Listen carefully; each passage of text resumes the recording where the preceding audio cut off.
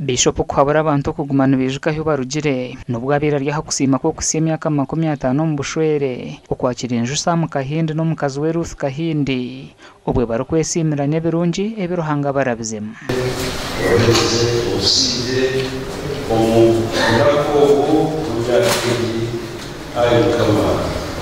omuntu kusima ruhanga nakumeka kwategalonye nawe omuntu kumanya kusima mutahi we nijombe ko busare nakunde hama abakaza bakusima bashisha agasima kujendo yazewe yewe mama yewe shabana yewe wakwenda ko Sam Kahindi no mukazi we Ruth bagambira habwenche bashaziremo kusima ruhanga no kujaguza emyaka 50 eyibamara mu bushwere. Ndabona n'umugore wanje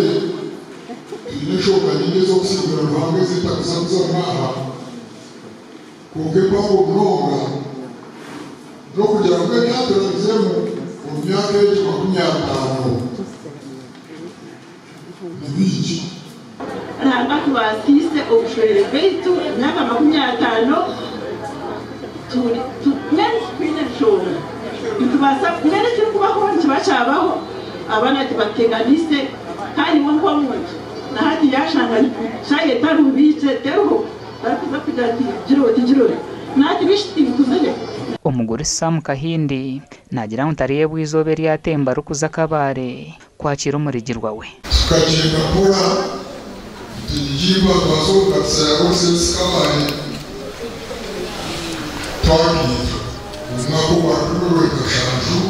letano Oniga Nerto abeno toka Rero imagine igesti chakuri akabare uyungwe umeshakazi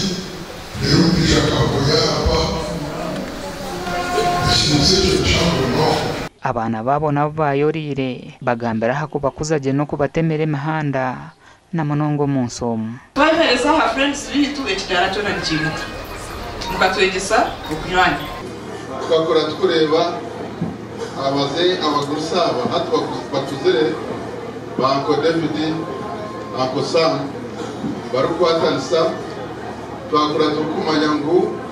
Gambohe is one community Omukoro gugukirweho ba minister babera barabiro mu mikono ya Sam Kahindi no mukazi we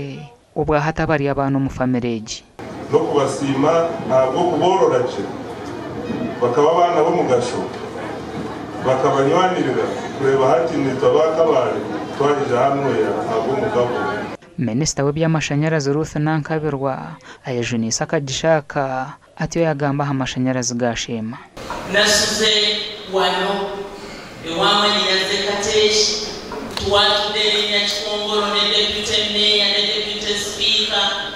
abashema municipality ne tukola enteekateeka namutayinka ey'okwongera amasanyalaze